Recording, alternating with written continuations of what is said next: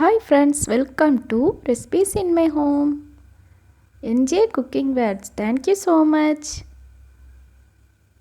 Chennai Samayal Official, thank you so much. Nisha's Kitchen, thank you so much. Cooking with Sahar Alam, thank you so much. இன்னைக்கு நம்ம என்ன பார்க்க போகிறோம்?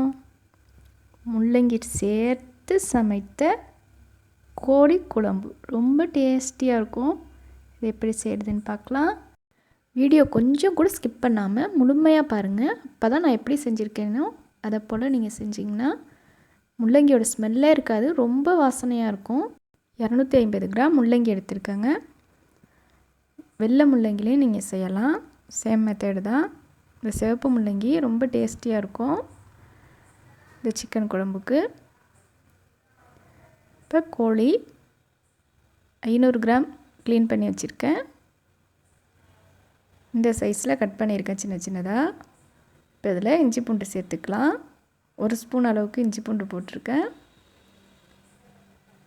தயிர் 1/2 cup அளவுக்கு ஊற்றிருக்கேங்க. 1/4 spoon அளவுக்கு மஞ்சள் தூள் ஆட் பண்ணியிருக்கேன். 1 ஸ்பூன் அளவுக்கு மிளகாய் தூள் ஆட் பண்ணியிருக்கேன். கொஞ்சமாக உப்பு ஆட் பண்ணிவிட்டு நல்லா மிக்ஸ் பண்ணி விட்டுருங்க. நல்லா மிக்ஸ் பண்ணி விட்டுட்டேங்க. இப்போ மூடி போட்டு வச்சிடலாம். சிக்கன் கறி தாளிக்க ஆரம்பிச்சிடலாம்.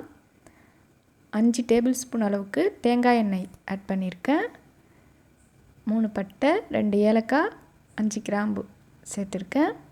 இப்போ அது நல்லா பொரிஞ்சு வந்ததும் ஒரு பெரிய சைஸ் வெங்காயம் கட் பண்ணி சேர்த்துருக்கேன். இப்போ அதை நல்லா வதக்கி விட்டுடலாம்.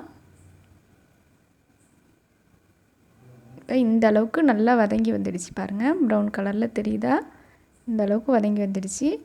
இந்த ஸ்டேஜில் நான் தக்காளி பழம் 3 நல்ல பெரிய சைஸாக இருந்துச்சு சேர்த்துருக்கேன். 2 பச்சை மிளகாய் சேர்த்துருக்கேன்.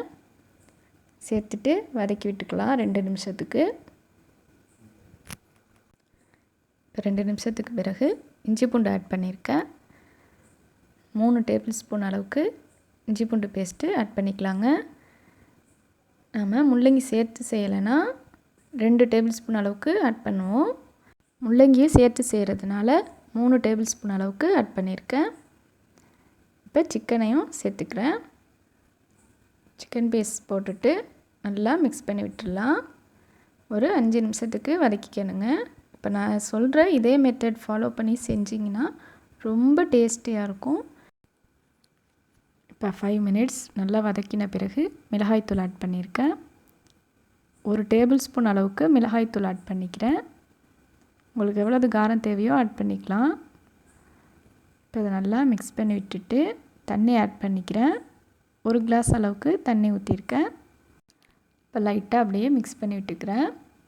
ஃப்ரெண்ட்ஸ், நம்ம சேனலை புதுசாக பார்க்குறீங்கன்னா சப்ஸ்கிரைப் பண்ணி வச்சுக்கோங்க. பக்கத்தில் உள்ள பெல் ஐக்கன் கிளிக் பண்ணி ஆள் கொடுத்து வச்சுக்கோங்க. அப்போ தான் அடுத்தடுத்து போடுற புது வீடியோக்கள் உடனுக்குடன் உங்களுக்கு நோட்டிஃபிகேஷன் வந்து சேரும்.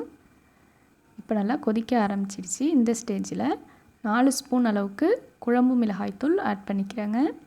இது வீட்டிலையே அரைச்ச குழம்பு மிளகாய்த்தூள். ஜீரகம், மிளகு, சோம்பு, மஞ்சள் எல்லாமே சேர்த்து அரைச்ச குழம்பு மிளகாய்த்தூள். நீங்கள் இதை போல் நீங்கள் அரைச்சி வச்சுக்கலன்னா 3 ஸ்பூன் அளவுக்கு கொத்தமல்லி, 1/2 ஸ்பூன் ஜீரகம், 1/2 ஸ்பூன் மிளகு, 1/2 ஸ்பூன் சோம்பு ஆட் பண்ணிக்கலாம். இப்போ நான் 1 கிளாஸ் தண்ணி ஊற்றிருக்கேன்.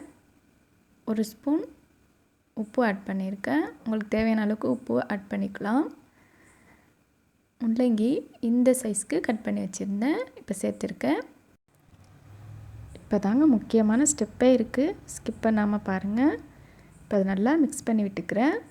இந்த முள்ளங்கியோட ஸ்மெல்லே இல்லாமல் எப்படி சமைக்கிறதுன்னு சொன்னேன்ல, இதாங்க அந்த டிப்ஸு. 10 to 12 சின்ன வெங்காயம் இதை போல் உரிச்சிட்டு அலசி சேர்த்துருக்கேன்.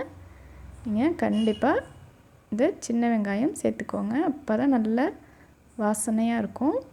இந்த கோழி குழம்பு வாசம் பக்கத்து வீடு வரை வீசுங்க.